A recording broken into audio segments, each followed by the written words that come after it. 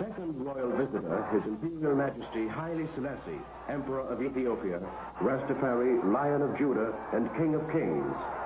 Trinidad and Tobago is honored to receive this distinguished personage.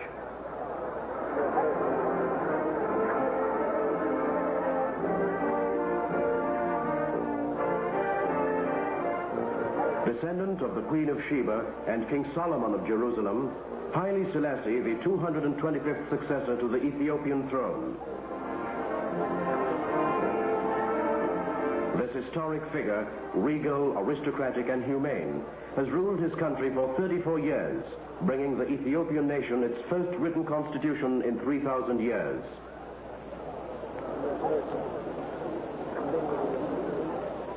Our government and people welcomed him humbly but proudly.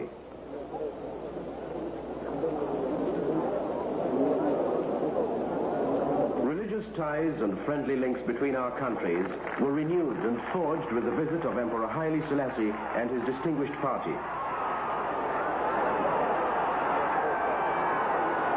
Trinidad and Tobago salutes Ethiopia.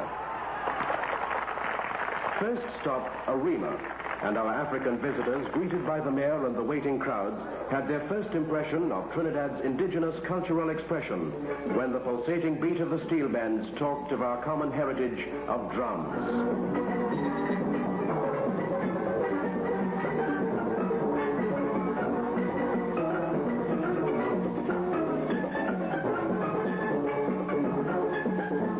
Of Judah, our drums declared their welcome across the country, which waited eagerly to pay homage.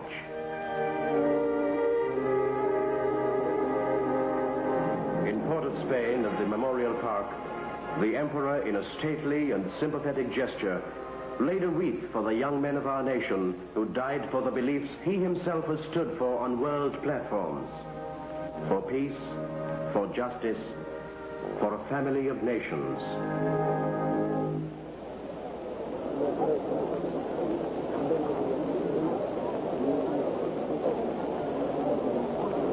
In these critical times, the words of this world figure of peace assume great significance. In his native tongue, Amharic, His Imperial Majesty speaks to our Parliament and nation.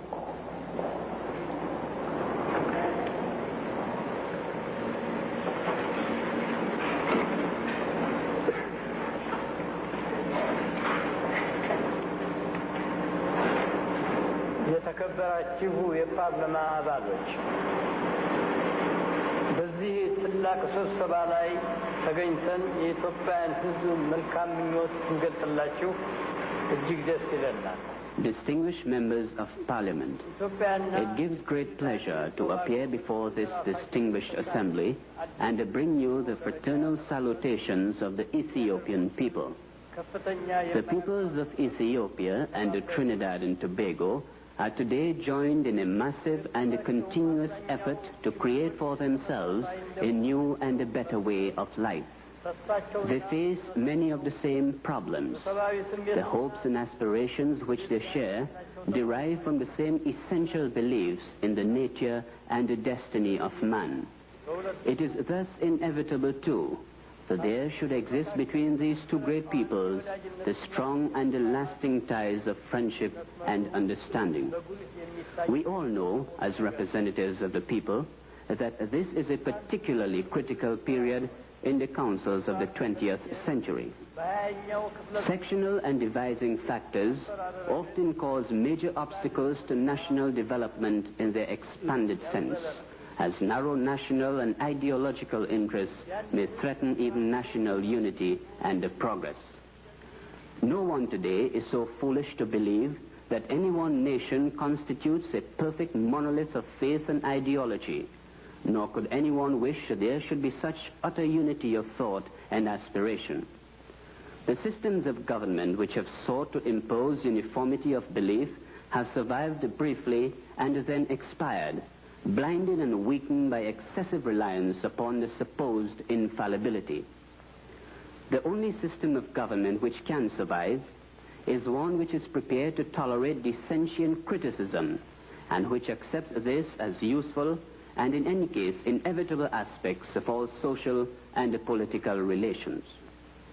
The tolerance of dissentient criticism within the government proceeds from a singular social phrase, that the government exists to serve the people generally.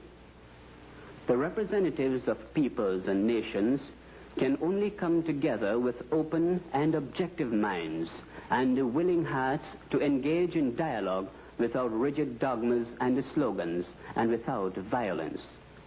Working this way achieves no instant utopia.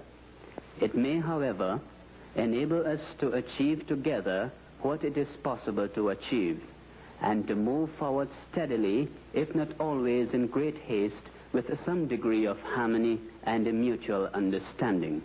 Domestically, we can build strong and happy and resourceful societies. Internationally, we can force the end of oppression of man by man and nation by nation.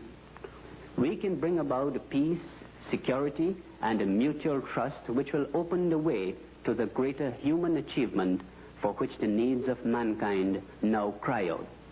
Distinguished members of Parliament, permit me to take this opportunity to express my heartfelt gratitude for the reception that was accorded me by the people of Trinidad and by the government and Tobago, which we are going to include in our visit. I hope will serve as an example for strengthening relations among nations that are dedicated to the same essential voice. Thank you.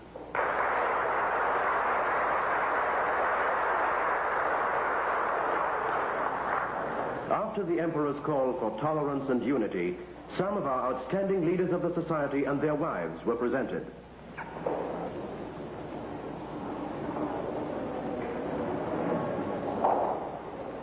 The Prime Minister, Dr. Eric Williams. Dr. Patrick Solomon, Deputy Prime Minister and Minister of External Affairs, and Mrs. Solomon. The Honorable Gerard Montano, Minister of Home Affairs.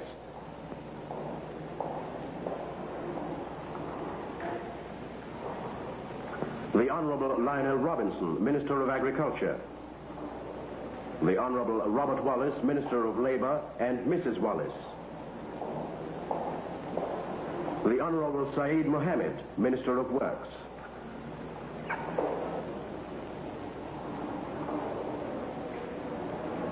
A momentous and historic occasion in the Parliament of Trinidad and Tobago.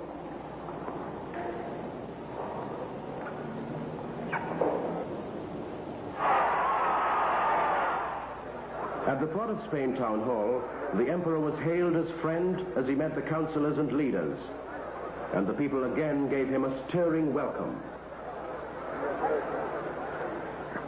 Our royal visitor viewed an exhibition of our agricultural and industrial products, the produce of our land proudly displayed to His Imperial Majesty and royal party.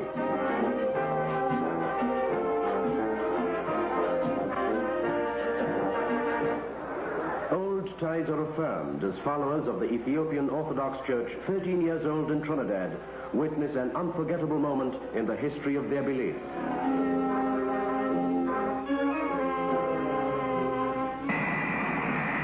And so to Tobago.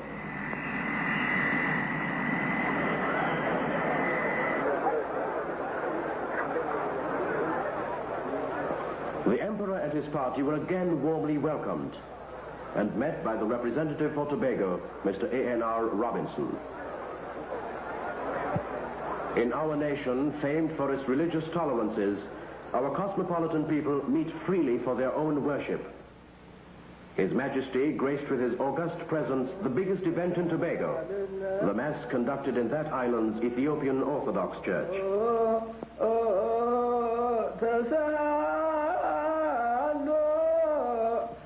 And again, ties with Ethiopia are reaffirmed.